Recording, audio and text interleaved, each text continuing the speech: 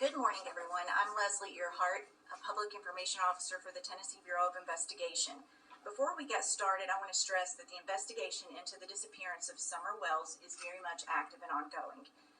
Please understand, in order to preserve the integrity of the investigation, we simply can't speak to specifics. We appreciate you being here today and your continuing coverage of this case.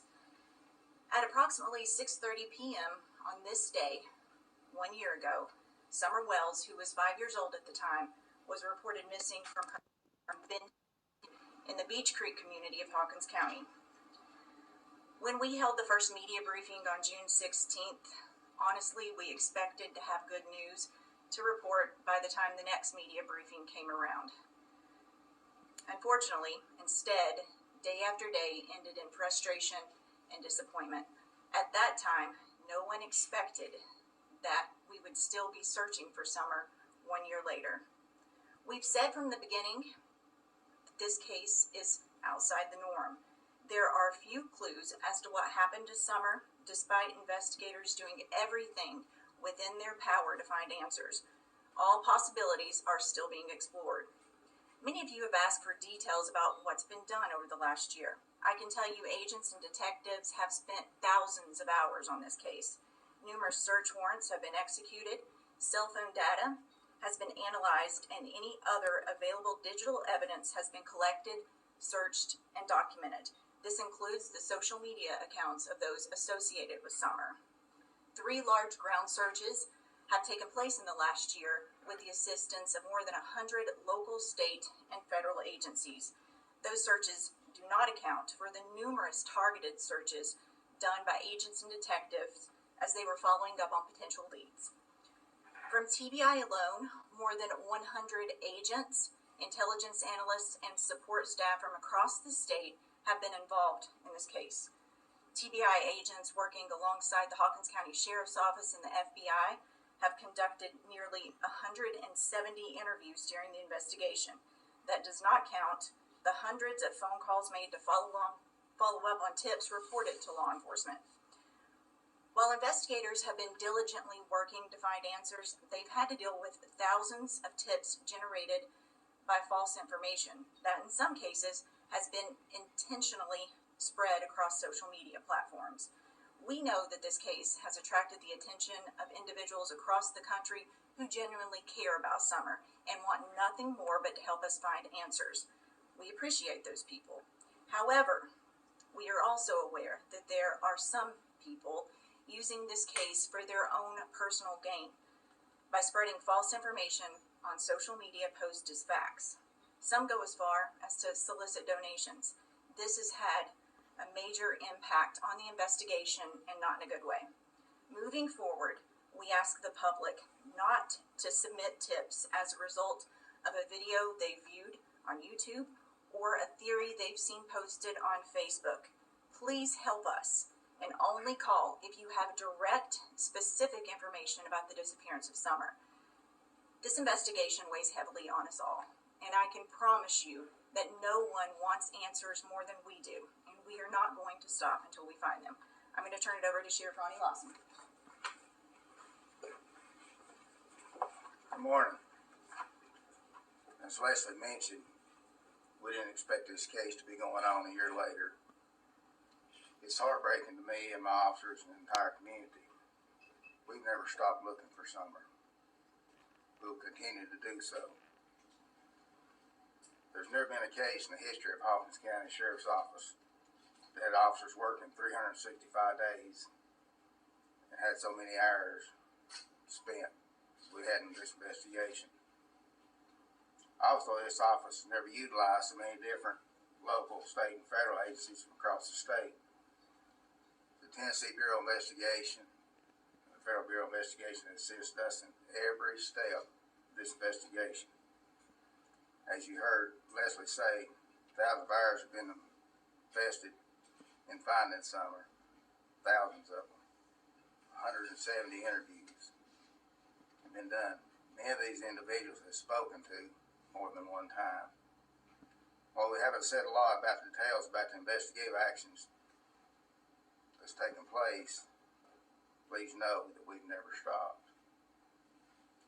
I deeply appreciate the many rescue squads, the MAs, and the volunteer fire department for their help. And the support from the citizens and the communities of this county is just unbelievable and overwhelming. With the encouragement we get with the food during the searches we've done, and all of the law enforcement officers, agencies throughout the state of Tennessee, it's just phenomenal how everybody pitched in and helped us with these searches and with this investigation. And many of you have asked why that we didn't recruit private citizens to assist in these searches. With the extreme dangerous terrain that we were experiencing in searches, we were able to monitor each group and movement in their location. That way we knew that everybody came back to the command post safely. After the initial searches, then we had to go back and obtain the landowner's permission to search again. We could not allow or even grant permission for private individuals on these people's property. And while I can promise you that we will continue to conduct targeted searches in the Beach Creek area as new information is developed, we'll also continue to follow up on any legitimate leads.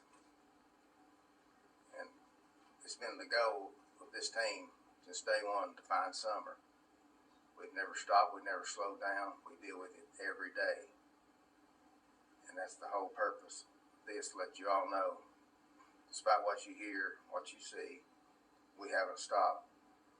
The men and women of these agencies have worked tireless, hours and hours and hours.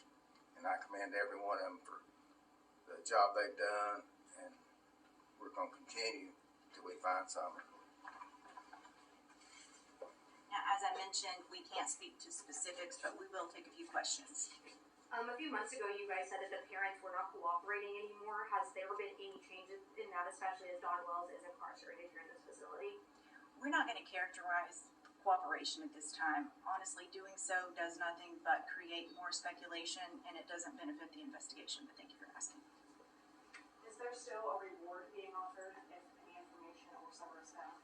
Well, I can tell you that law enforcement did not coordinate that reward, so you would need to reach out to the Churchill Rescue Squad for information in that aspect.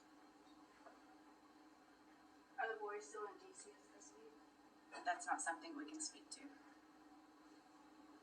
We do know that last year you guys pushed out some information about the red truck. I know that this is on here, but just so we can talk about it with you guys. Is that still something you're looking for? Do you still want people to submit tips, or is that over and we're just not looking for the red truck anymore? I'm going to call on TBI Special Agent in charge, Derek Newport, just to talk about that and where that stands. I would tell you yes, just to eliminate. We still don't have a good timeline on when that was observed.